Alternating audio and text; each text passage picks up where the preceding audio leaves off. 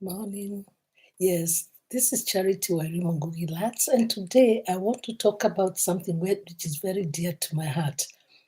I remembered something. When we used to sit by the fireside, there were so many duties that were allocated to us, usually at my grandmother's place or at my mother-in-law's place, wherever it was. So there were those who were given the duty and told, today you go and collect the firewood and then come here. So they would run, and those are the ones who really used to like just playing around. So they would run and go and collect the firewood, come and sit there and start lighting the fire. And then, of course, my grandmother would say, "This is what I want to be cooked today. Today, I want you to, after you light up the fire, I want you to take that cabbage there and cook it, and that ugali. I'll be back at 12." And off she would go. There were those who would follow her. Usually, I would follow her and I would go with her and would go to the garden and do a little bit of digging, and she taught me how to do it. And then when we would come back, you could hear the laughter that's going on in the kitchen and everything. And some of the times, my grandmother would have invited one or two of, there would be a group meeting, these women meeting, group meetings.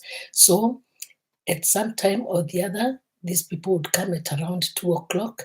They would sit there, and all that had been cooked would be brought on the table because the others had already eaten in the kitchen as they were there doing nothing, just talking the whole day and adding more fire, criticizing everybody, talking about my grandmother, talking about our parents, talking about me, talking about everybody.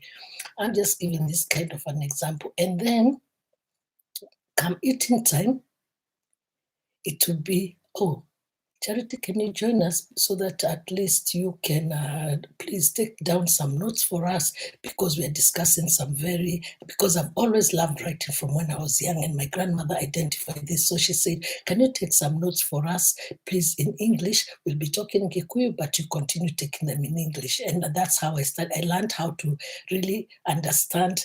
I could not write in English, but I learned how to be able to translate very fast.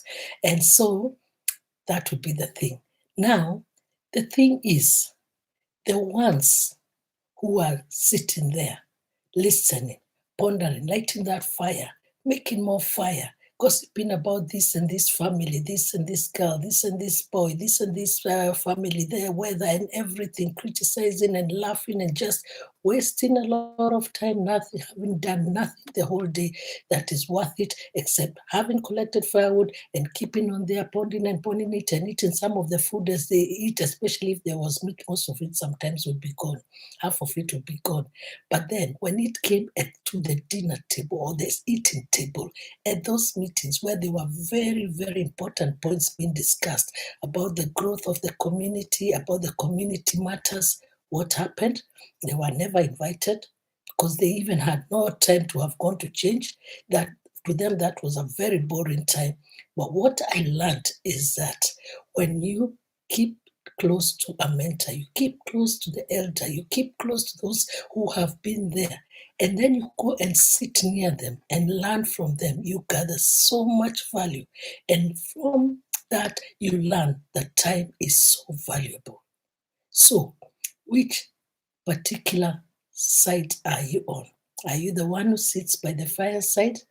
You collect the logs and keep on lighting the fire of gossip, the fire of criticism, the fire of just talking about others, this and that and the other? Or are you the one who leaves the idol behind, lighting the fire, doing all the other work like just cooking and sitting there and gossiping the whole time? And coming back and sitting at the table, sitting far away at those seminars, at those meetings, and gathering information, gathering knowledge, gathering wisdom from those who have been there, those who know, so that when your turn comes, you shall be able to be a leader. You can only be a leader if you have been following other leaders. And you can only be able to know what goes on, how things work out, how history has been formed, how especially how an organization takes place, how it is, what is delegated. If you have been there, if you have sat back, observed quietly, done what you need to do, sat there, and your writing skills have been improved, like mine were improved at a young age through reading and writing for those women groups, somewhere in Odero, Kabete, in Kenya. And with this, I just want to leave you with a sweet word. Please don't be one of them. Don't be the one who shall eat the crumbs from the master's table out of choice. I hope that message is clear somehow or other. Thank you very much.